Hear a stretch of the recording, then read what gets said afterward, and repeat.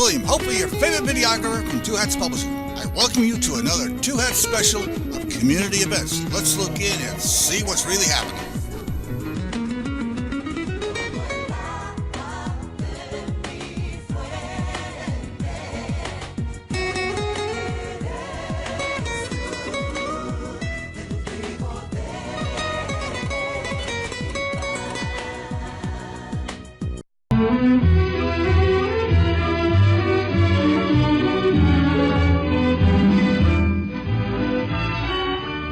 And good afternoon and welcome to Lambda Weekly. I'm Dave Taffet here in the studio with Lerone Landis, and the late Patti Fink is very late. She will be on her way in, or she is on her way in.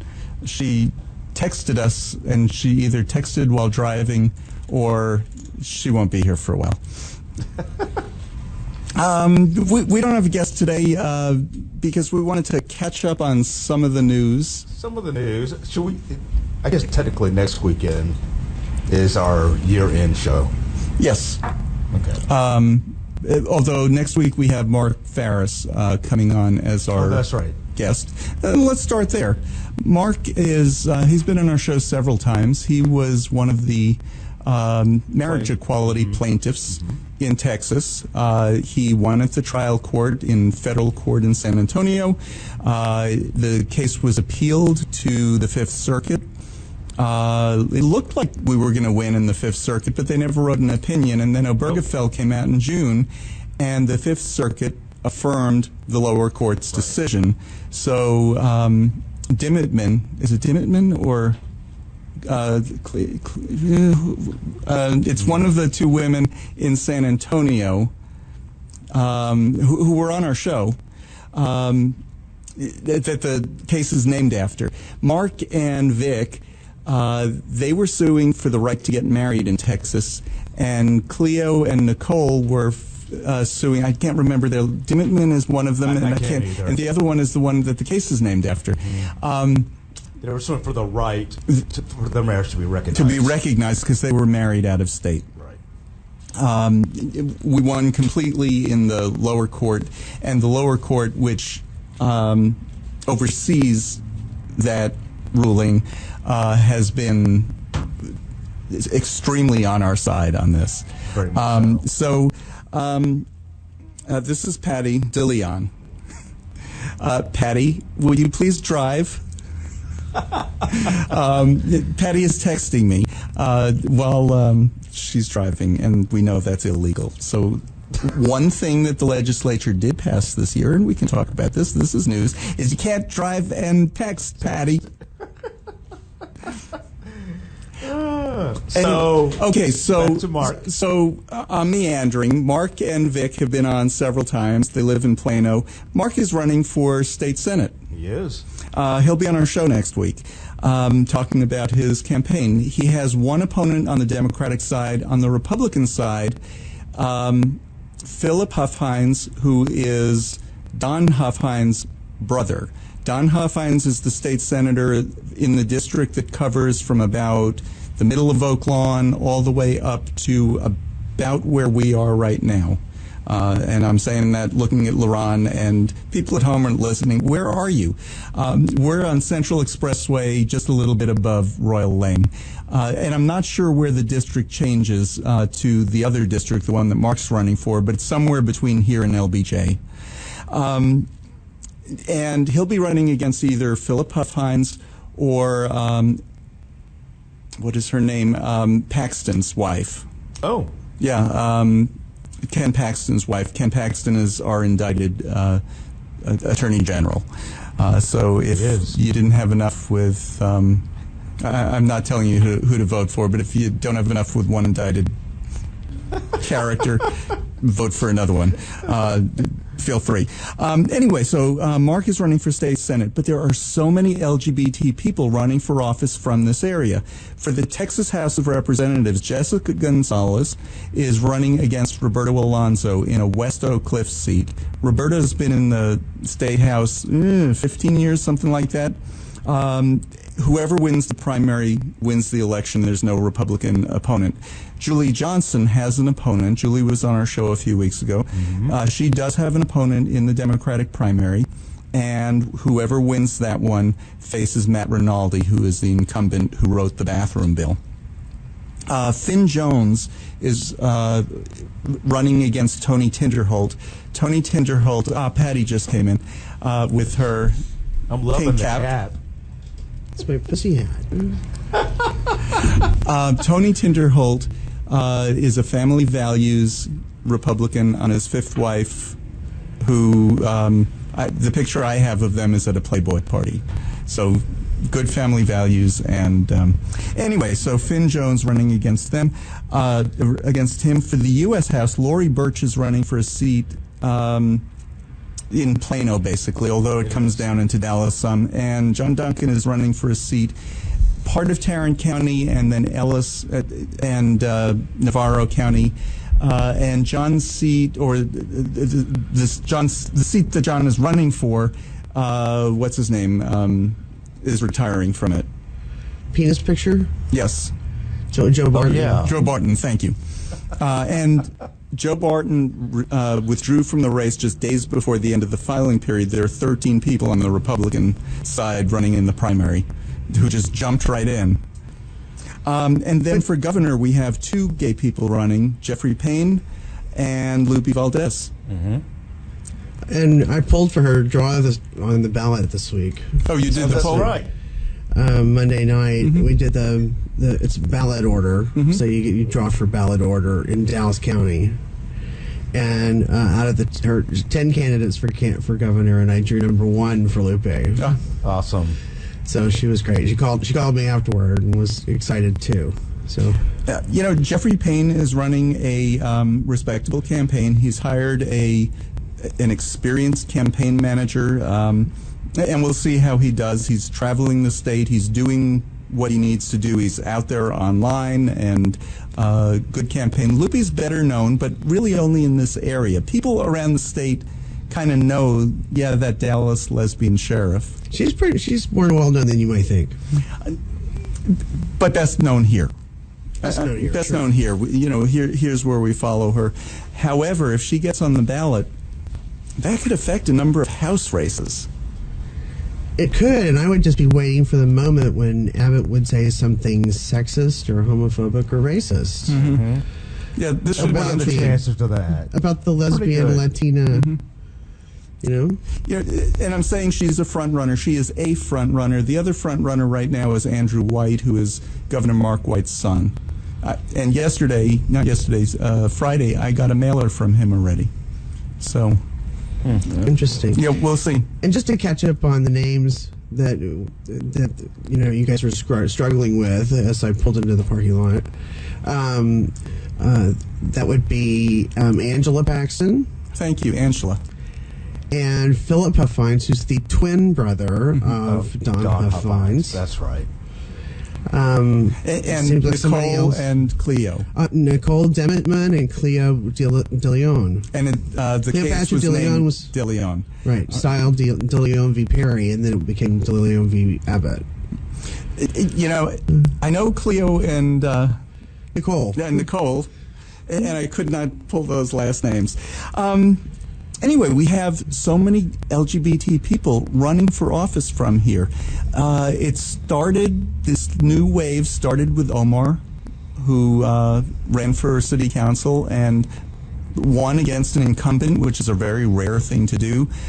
Jess Herbst, who's the mayor of New Hope up in Collin County, she came out as transgender. And the big story there, I want to have her on the show. I need to get in touch with her again because she's a character. I really like her. The big story is there's no story there. She spent about 5 minutes explaining to the city council and the town, and they all went, "Oh, okay." Yeah. So. And too bad it's not like that everywhere. Right. It's the way it should be. Yeah. It's the way it should be. She's still with her wife. She's the one who had a little bit of trouble adjusting to it. Not really trouble. It took time to adjust to it. Of course. But they're still together because the way she put it was, Jess is my soulmate. So anyway, we're going to have her on sometime beginning of the year. But what do you think of all of these LGBT candidates and elected officials? You know, a bunch of trans people were elected in the November election. Oh, and add our recent guest, Julie Johnson, in 115. Right. We listed all the ones locally. But what do you think of all of these candidates that are running? What caused this? What started this, do you think? Oh, I think it's not just LGBT. I think it's across the board. People said, I could step up and do this. Right. And it's interesting, record number of women running for office across the country. Emily Sliss first reported a smaller number, but they said last cycle they had 900 women seeking their advice and endorsement across the country, and they went up to 22,000 women this cycle. Wow. This is huge.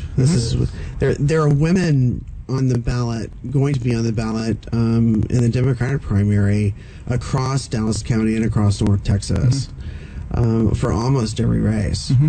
It's just amazing. And it shouldn't be that. It shouldn't be that amazing. It shouldn't be that amazing because we should be 50. We are 51% of the population. Right. So you should have at least 20% of the elected officials. It's 100 members of Congress. We only have 20 are women. I'm just picking on Patty because I got my email today, or my text message at 1:15. I'm running very late today. I am. I've been sick all week. I've been really sick. I've had cooties all week. A lot of people have. Okay, so we have this great slate of candidates, and I'll tell you what, any one of these people from the list of gay and lesbian and transgender candidates that are running are qualified. They're certainly qualified people. And we'll talk to Mark about this next week. So we'll get into specifics of different candidates a little bit next week. But I think it's fascinating that so many jumped in and decided, I can do this, and they're the right people to do it. And each one has their own story. Like Julie said, one of her kids will be off to college, the other one will be in high school by then. She can be away for the 140 days of the legislative session. A couple of other people, like John Duncan running for Congress, he said he just didn't like the leadership in his district. He has a good plan to win. He's concentrating, limited amount of money. He's concentrating on Tarrant County because that part of Tarrant County is Democratic. And he's going to concentrate on the Democratic votes to get them out. He knows he's not going to win big in Navarro County. It's kind of a similar challenge for the Democratic candidate Kendall Scudder out in Texas Senate District 2, which for the western border is basically East Dallas County, which is about as many votes as the other 7 or 8 counties part of his district in East Texas. So he was raised by 2 moms. Oh, in East Texas. So that's another. Oh, and speaking of 2 moms, Zach Walls is running, who is the person who got up in front of the Iowa Judiciary Committee and spoke about having been raised by 2 moms. This was back in about 2010 or 11. He started the group Scouts for Equality. And basically, he's the one that got the Scouts to change their policy on gay Scouts and gay Scout leaders. The way he did it was he targeted the companies that were the biggest endowers of the Boy Scouts, like UPS and I can't remember who else. But he went to them and said, their policies contradict your giving policies. So you already you're doing something that you shouldn't be doing. You should not be giving money to the Boy Scouts as long as they discriminate. And it was millions of dollars that he got withdrawn from Boy Scouts in donations. A couple of the companies talked to the Boy Scouts, I think made their donations and said, this needs to be corrected within a certain period of time. We're not going to hurt you, but you need to do this. Anyway, and then he wrote a book, and I can't about having been raised by the two moms. Anyway, running for Iowa State Senate in a Democratic seat that is vacant, so he has a great chance. Oh, that's awesome. Yeah. And maybe we'll have him on, and we can talk about all those things that he's done. He's all of 26. So Talk about like Kendall Scudder. We should have him on the same show. Oh, okay. Talk about running for state senate and being raised by two moms. Do you know? Why don't we put that show together? 26. I'm glad we're having our little meeting right now rather than doing a show. Right. But that would be a good show. 26, but I don't know about say Kendall. Mm-hmm. But Zach, very poised, well-spoken, smart young Now, man. a lot of people met Kendall, him too. in 2013. He was here and spoke at Black Tie Dinner. He was one of the featured speakers, and he was a great speaker. Oh, yeah. So then that was 5 years ago. He would have been all of 21 at the time. So, great kid. What do you think, Lupe Valdez being at the top of the ticket, if she wins, what do you think that does to the vote in Texas? Does it make a difference? Does it not make a difference? Does it get out Democratic votes even if she doesn't win? What do you think? I think it's incredibly important that she's at the top of the ticket, regardless of what many say about their particular candidate. Lupe's the strongest candidate on the Democratic side. I mean, Andrew White being son of Mark White's what all he's got. That's really all he's. I mean, he may have more depth underneath all of that, but that's all he's got. Lupe is they practically wrote SB4 as a statement to Lupe Valdez. Mm-hmm. And that's the Sanctuary Cities bill. Right. The law. So, I mean, she's... Even though Dallas is not a sanctuary city, and she doesn't work for the city, she's with the county, but right. Still. Right. And there's really no such thing as a sanctuary city. And Right. There are no sanctuary never cities broken in the Dallas, law. in Texas, right? She's never broken the law. She just doesn't make it the priority of chasing down undocumented people like Abbott would really like and Patrick would really like to have. Well, she has the right answer to that one. She says, whenever INS has asked us to cooperate, we have. Absolutely, she has. And, and so I think, she has a long history with Abbott over this issue and others.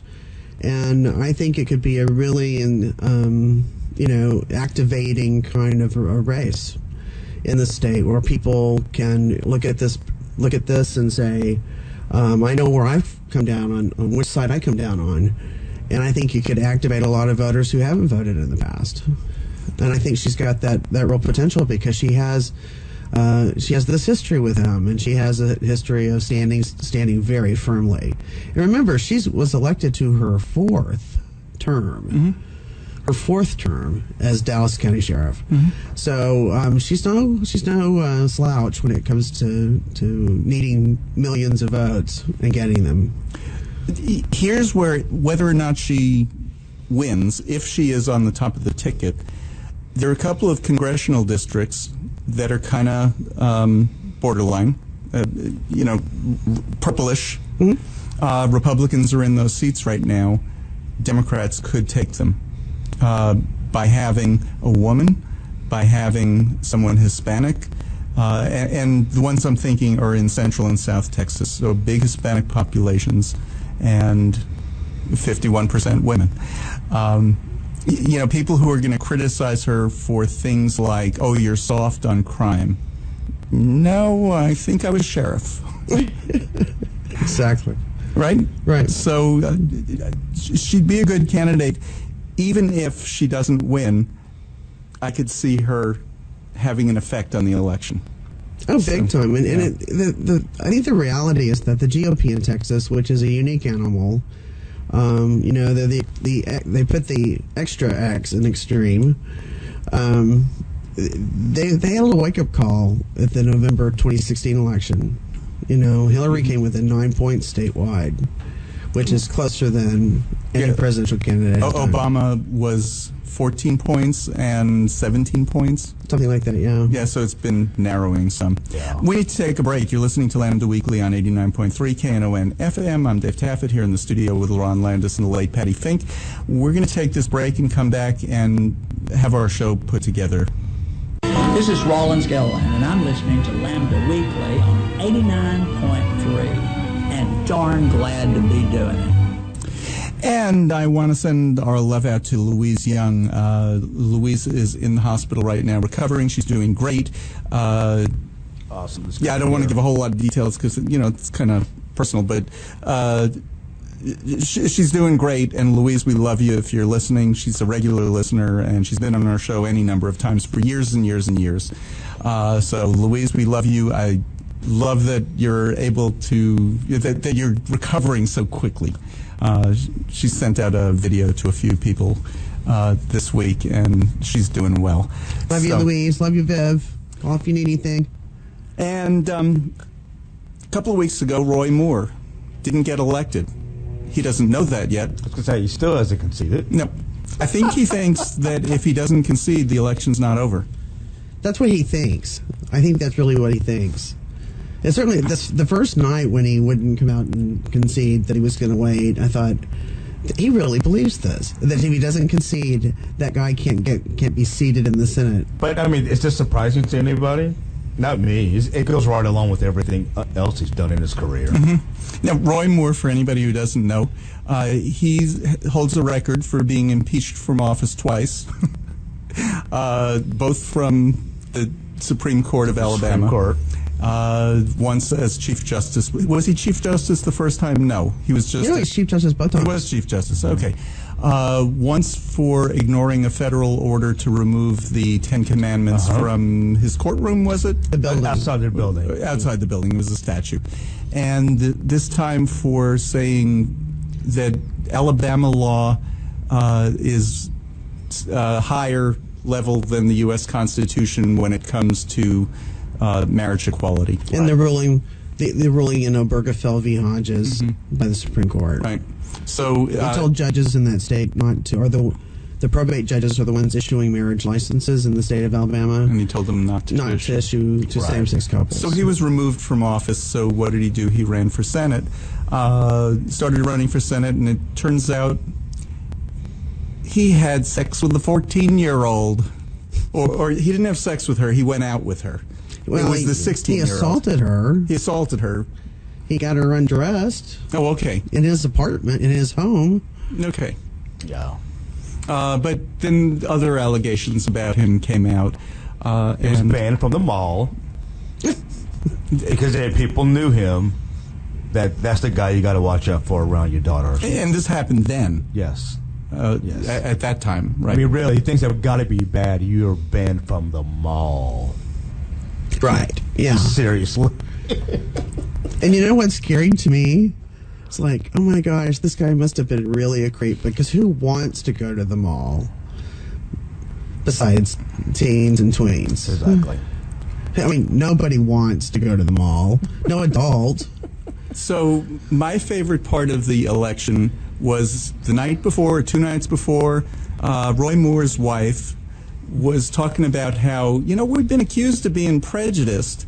And she talked about their black friend, and then she talked about their Jew lawyer.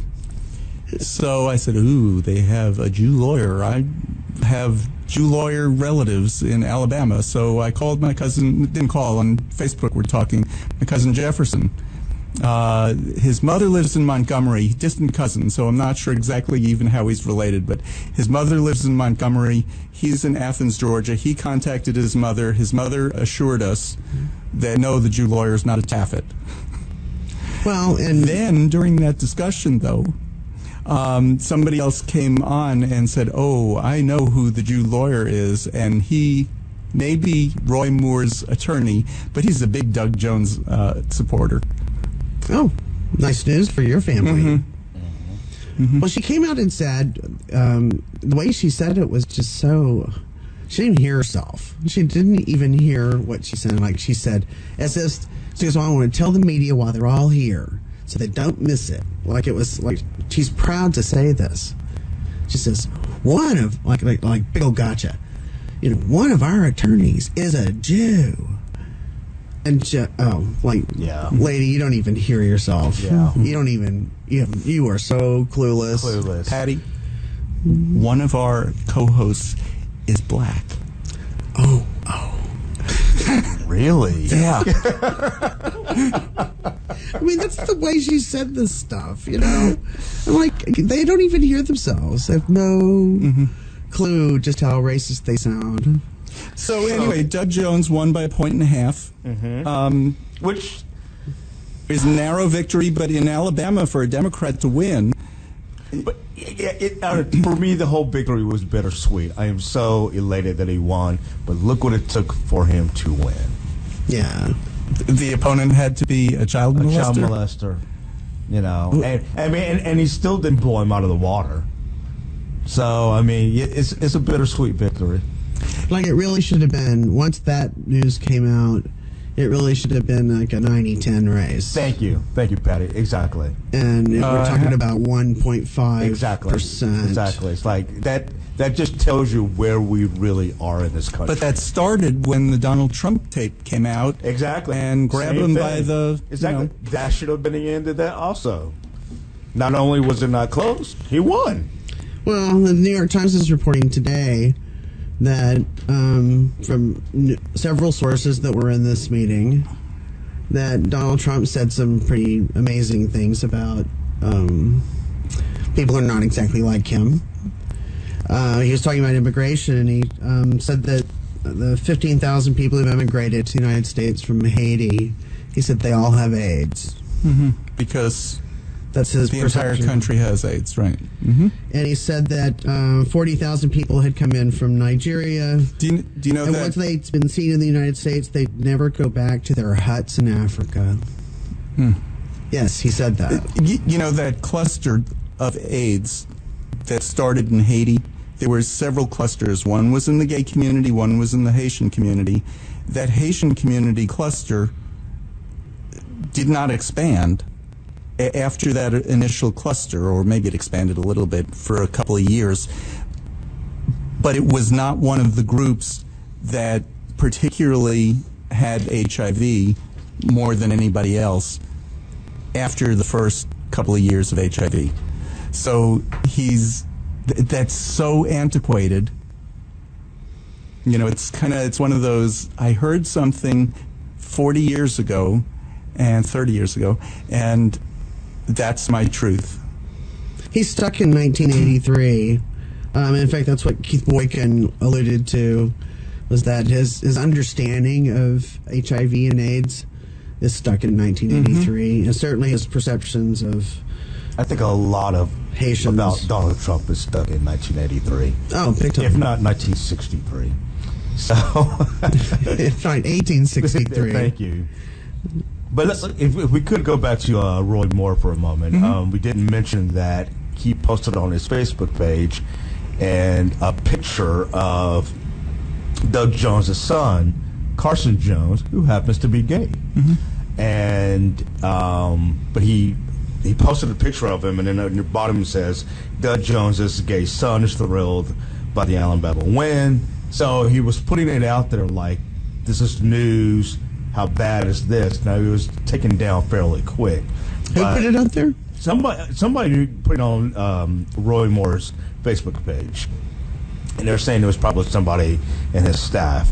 But and then, he's had some choice words about the guy. But the interesting thing is, it's like, okay, Roy Moore, you have a son also who's been arrested 9 times and is still under current charges. For what? They range from... drunk driving, disorderly conduct, and so forth. So, but you're trying to point out... Well, he's gay. He's gay. It's kind of like the bathroom bills. That's the only thing about you got to say about him? He's gay? It's the bathroom bills. We understand that every transgender person, but we're going to have people dressing up as women just so they can go into the women's rooms to molest other women. So we have to ban all transgender people who don't do this from women's bath. It's the same argument. It's the same mentality. Well, and Sarah Huckabee Sanders, her daddy, has been, Mike Huckabee's been sitting on this butte as he criticizes other people and other people's kids, but his son, her brother, was arrested for torturing a dog. That's the kind of stock they come from, I guess. If we're going to play this, let's look at our kids' game. Yeah, and we might as well throw in another great family with great family values out there, Sarah Palin, her son who just got arrested for beating up his dad. Again. Yeah, all that family values. Yeah. They need to protect everybody from the queers. Exactly. While we're talking kind of about trans, the ban on trans people enlisting in the military ends January 1st. It went to court twice. It got thrown out of court twice. And the argument that it will hurt military cohesion has been, where that even came from. It came from the same place that gay people don't make good parents. Okay, so let's do some studies, and we really don't want to say anything about all you straight people, but every single study has come out that shows that if you're raised by two moms, you will tend to be better off than anybody else. Number two, if you're raised by two dads. And number three, if you're raised by a mom and a dad. And number four, single-parent households. So it's that same mentality that... It's also what also started that kind of is very similar to the bathroom bill or the bathroom argument. Very early on, when we were trying to get Don't Ask, Don't Tell overturned completely, one of the biggest arguments for it was, what are you going to do because they shower together? Same mentality. It's like you take a shower, you get out. Mostly they don't. Exactly. Mostly they don't. But that was one of the big arguments for it. Oh, yeah. But the trans ban, every branch of the military is for accepting trans people. Every branch of the military has found hundreds, if not thousands, of trans people already serving. And you know how they do? They tend to excel, because when you're put in a position where you're being questioned and you have to prove yourself and you just want to make sure you go that extra step and you do your job better.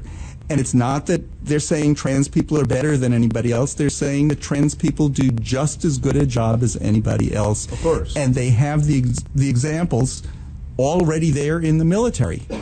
So there's no reason for this trans ban. The only limitation on trans people enlisting is they do have to be stable in their gender for, I think, a year and a half, something like that. I think it's a year and a half. For what? Because they don't want people who are transitioning. Stable, no, I get that, but you said stable in their gender for what? You mean stable in their transition? As their transition needs to be, they need to have transitioned for a year. Oh, I wasn't under the impression they or a year and a were half. not accepting I didn't know that people who either. hadn't transitioned. Oh, if they haven't transitioned, then I think they're considered the sex that they're living. If they don't want people who are in the middle of their transition coming into the military, they want you to finish your transition and then join. Well, because they don't want to pay for it. Let's be real. That's how it all came up. It was in the budget. So what about if you're already enlisted and then you start to transition? That's the whole budget thing that started all this. Are you removed? Does that come back? That's interesting. I just never heard that. I'm not sure. Huh. I'm not sure if the funding's there for that or the... I really think, though, that when people are transitioning, they're going through quite a bit. And they want people who they've transitioned, they're comfortable with who they are, and does it take the same amount of time for everybody? No. I guess they took a survey and took an average amount of time. They want people who are, and the word that I saw in the news was stable. Not that somebody who's transitioning is unstable, but they're the word transition kind of itself defines right movement from one state so to they another. want somebody who I guess I kind of see what you're saying. They are going through a lot. sure Yeah. You're going through family issues, you're going through issues with friends, you're learning about who you are in a way that you didn't think when you weren't living as You that gender. be, not that they all, you could be going through some physical changes. Right. So you can enlist with an enlistment date down the road, but they want people who are, you've transitioned. And then once you've transitioned, you're great. We need somebody from the military on as a guest to answer those. Because, I never Recent military. Yeah, recent. under this surreal thing. Right. We have a minute. Patty, do you have something quick? Well, there was yet another nominee for from this White House who was unqualified, in fact, anti-qualified, who was dropped. Who was from here in Texas, who was famous for saying that transgender children were Satan's plan. Quote, Satan's plan. But he's been withdrawn. And we all know the guy who made the news, getting grilled by Senator Kennedy from Louisiana on basic law, and totally failed. Epic fail. It was on for television. a judge. It was for a DC, the DC. A federal bench for a lifetime appointment to a federal bench. But it's the DC Appeals Court, which is the court that more Supreme Court justices have been chosen from than any other court. Right. But all these guys have been withdrawn from by what's his name that says that all Asians have AIDS. We need to take a break. You're listening to Lambda Weekly on 89.3 Knon FM. I'm Dave Taffet here in the studio with Lerone Landis and the late Patti Fink. Josh is here working the board. And Josh, take it away. Hi, this is Valletta Lil, and I listen to Lambda Weekly. I hope that you will too. And this is Lambda Weekly. I'm Dave Taffet here in the studio with Lerone Landis and the late Patti Fink. Patty is going to sit out the next conversation. The tax overhaul bill passed this week.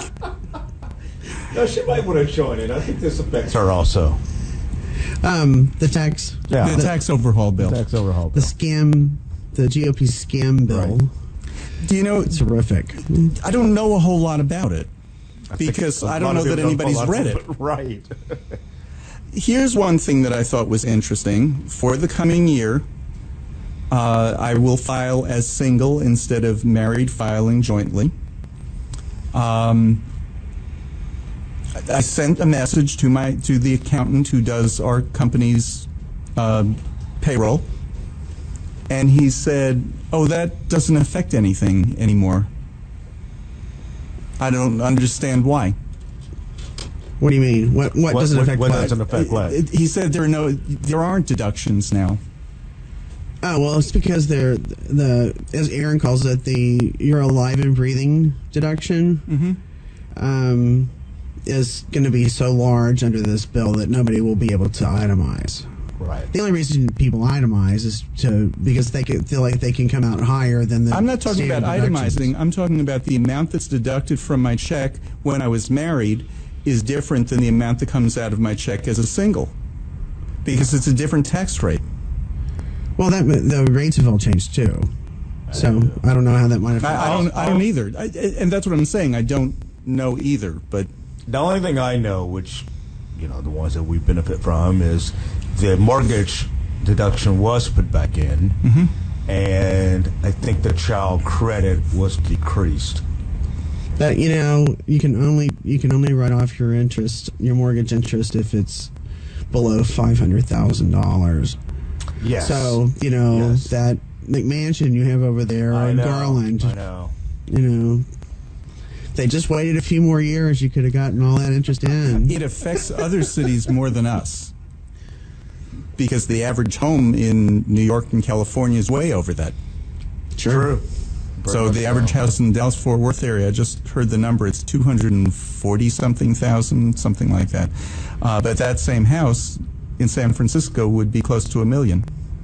So it does affect different states differently. You can't deduct dependents such as elderly parents that you're caring for in the new bill.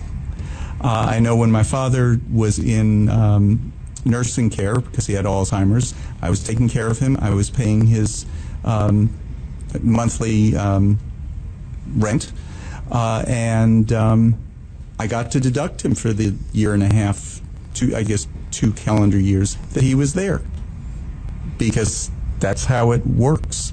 The person taking care of other people. So that really says something about Congress. You know, we don't want kids to take care of their elderly parents. Oh, there's so much, and it's so much message coming out of Congress saying, you know, we don't want people to, you know, we want to raise taxes on the you know, people in poverty levels and low income. That's just going to pay. Chip. We're borrowing money in order to give a massive $1.5 trillion tax break to the richest people in this country. We're borrowing money to give them a $1.5 trillion tax cut. And yet CHIP is still not funded. CHIP is Still not funded. Children's Health Insurance Plan. So we're pro-life until the kid is born. We're pro-birth. Exactly. Pro-birth. Exactly. After that, you're on your own. Yep, totally on your own. Your parents don't get any help, you don't get any help. Yep. Unless you're rich. And then you get all kinds of breaks. Yep. CHIP at the last minute was funded for another 2 or 3 months, something like that. And they can't figure out how we're going to fund this. Well, how are you funding the 17% tax cut for corporations? Why wasn't that an issue for that? Whereas this is kids' lives. On the Gay Show, we're talking about saving kids' lives. Isn't that interesting? It's our concern. Why isn't it Congress's concern? A lot of them have kids. Oh, they don't care. They don't give a flip about the American people. This is all about their cronies, and we've seen it time and again. We do these stupid tax cuts for the rich. They're already sitting on $3 trillion in cash. Mm-hmm. They haven't reinvested in the American people. They haven't given working Americans and working families raises. They haven't done anything with that cash except, you know, that's their play world, the richest people in America. And so they're going to keep doing this. And we've seen it happen time and again. It never, quote, trickles down. This is where they had the skit on SNL with the ant farm in the 80s, where that was President Reagan explaining his trickle-down theory. And he goes, well, if you feed the ants at the top, the strong ants can get to the top and bring the food down to the other ants in the farm. And they had to turn and say, Mr. President, all the ants at the bottom are dead. Because that's not what they do. They don't share their food. They don't trickle down. Okay, so after the Reagan tax cuts, Republicans in the next election lost 27 seats. That tax cut was nowhere near as disastrous as this one appears to be. It was not a $1.5 trillion added to the deficit. It was not a huge cut for corporations in the same way. Not this large. There was a cut for corporations, but not like this. What do you think? Oh, this is big blue wave, 2018 blue wave. Okay, let's hope. Another big item that happened this year. We can't not talk about the Me Too phenomenon, and particularly with how it hit our party with the resignation of Al Franken. What do y'all think about that? Because I saw Democrats online really going crazy about him resigning, saying that he shouldn't have. And one of the comments that I saw was, of course, Democrats taking the high road to nowhere. I don't know if it's a high road to nowhere. I think. What do y'all think? I think they did it because, and when I say they did it, other Democrats in the Senate pressured Al Franken to resign. I think they did it to make a point. Alabama has a pedophile running for office right now. That's not us. I think they want to draw a clear distinction for the next election. And was he sacrificial? Was what he did, if you had to rate what different people did. Yeah, because there's a difference. There's a distinct difference between pedophilia and sexual harassment. And let's take Roy Moore out of it. If you have to if you had to rank, you know, what Al Franken did with what, what's his name on Fox News paid off, I don't know how many people. Are you talking about Ailes, or are you talking about... No, yeah, exactly. Any of them. Or Matt Lauer, you know, there's a whole list of them you can name. The $32 million that Dingaling, what's his name? Blowhard on Fox. Got fired. Can't think of his name. Good. I can't think of his name. This is awesome. Yeah, Can't think of his name. Yeah, same here. You know, there's gradations. I think the Democrats who pressured Al Franken to resign were saying, we have to draw a line, we're sorry. And had it just been the original allegations, he would have gotten through that. A whole bunch of others came out that happened after he came into office. Some of them he claimed he didn't do, some of them he Correct. claimed. I remember that happening, but that's not how I remember it happening. You know, the truth is in there somewhere in between. I guess my question with all of this, not just Al Franken, but again, I'm just talking about sexual harassment, not pedophilia. To me, that's almost unforgivable. But with these sexual harassment allegations, with all of these people in the public eye, at what point are we supposed to say, okay, they have apologized, they did their time, whatever that time might be, are they allowed back? Well, the woman here would like to answer the question, the previous question, and that is that I think I really like Al Franken a lot and always have. I think he's doing the right thing by leaving. I think as a Democrat and as part of the resistance and all of this stuff that's coming up this year in this crazy year, I think it's really important for women to take a stand, and I think the party to stand with women and to believe women. But haven't men always looked out for women? Pardon me? Haven't men always looked out for women? I'm trying to say that with a straight face. Keep trying. Oh, okay. You know, I think they're starting off in the right place. And you know, a lot of people can say, well, let's play hardball with the GOP. That seat's gonna be in place. So then how is that different than saying, oh, we need the seat for the pedophile because we need the seat? I don't agree with that. I don't say we keep the seat because, you know, we need the seat more than we need to address sexual harassment. A Democrat was appointed to that seat. Yeah, exactly. I mean, but that's the last of my concern. Yeah, I'm like, let's get past that. You need to do what's right. There's a lot of pushback from Democrats, though, about keeping that seat.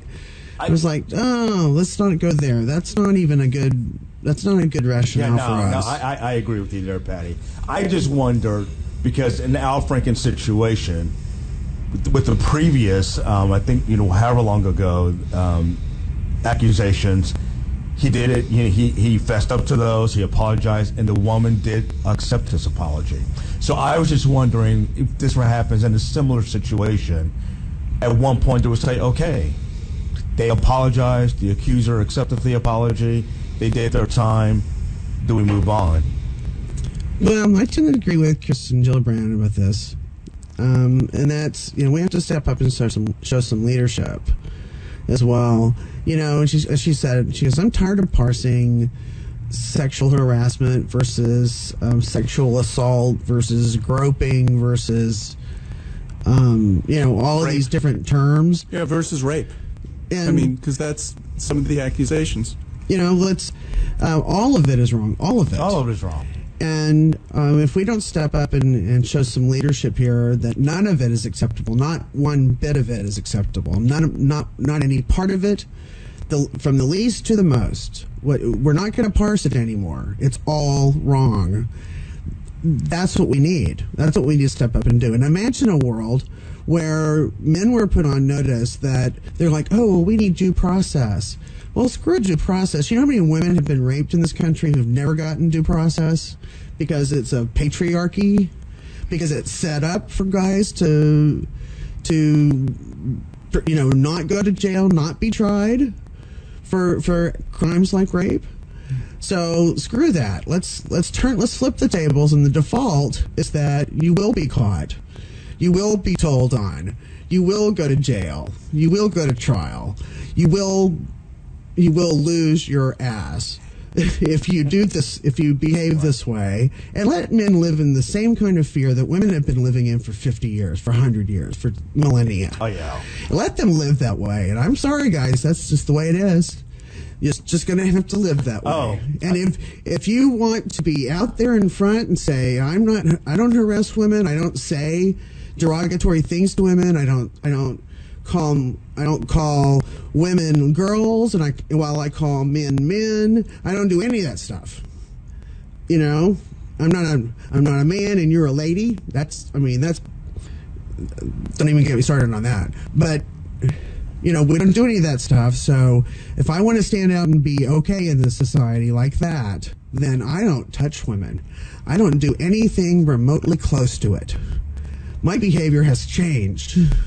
My behavior will always be different going forward. When men ask, that's what we need. When men ask, well, how should I treat the woman in the office? The same way you treat the man in the office. Exactly. I mean, that's how it works in my office. That's how it works in my office. It never occurred to me to treat anybody differently. And that doesn't include showing body parts. It doesn't include, I heard a discussion about, well, is it okay to go out with somebody in the workplace? Depends. If it's not somebody that is working for you, if it is somebody working for you, No. And by working for you, I mean in your chain of command. But I work in a small company. Have there ever been any office romances? Yeah. But if the other person says no. They've done a survey, though, and they've said that this is crazy, 1 out of 5 men believe that sexual harassment shouldn't even be a fireable offense. Are you serious? Serious. Wow. 2/3 of men believe that unwanted requests for dates and go out to lunch and that sort of thing, unwanted, is perfectly okay. Now, they don't think that's any form of. They don't think that's the form of sexual harassment. Okay. If they repeatedly ask a coworker. Okay, repeatedly. Yeah. I don't see anything wrong with asking somebody on a date because one time. If they say no, you need to leave it alone. No, it's repeated, unwanted requests. Okay. And I mean the lunch thing. Different offices are different, and in some offices, hey, I'm going out to lunch. Anybody want to go? Patty, do you want to go with me? No. Hey, I'm going out to lunch. Lerone, you want to go? Patty, you want to go? And it could be that one person is just hearing the, Patty, do you want to go? And I really don't want to go with him. And not hearing, I'm just asking around the office. That's not the common thing that's happening, though. The normal thing that's happening is that it's directed at one person. Yes. It's repeated. It's almost to the point of being threatening that if you don't, you could lose your job. Yeah. So anyway, we're out of time, and that's our year-end review next week. Mark Farris is our guest. He is running for the Texas State Senate from Senate District 8. It'll still be 2017 next Sunday. I know. I'm saying, but that's we kind of did our newsy review, and we're moving on to next year next week because we are. We're ahead of the curve. Well, it's the last day of the year. So, but I asked Mark for this week, and he was busy this week. He's not busy next week.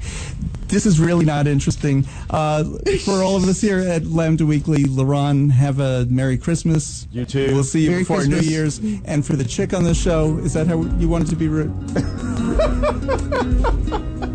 She's the lady of the Choose house. carefully. The lady on the show. She's the lady on the show. No, No, I'm not the lady on the show. no. She's Aaron's the wife.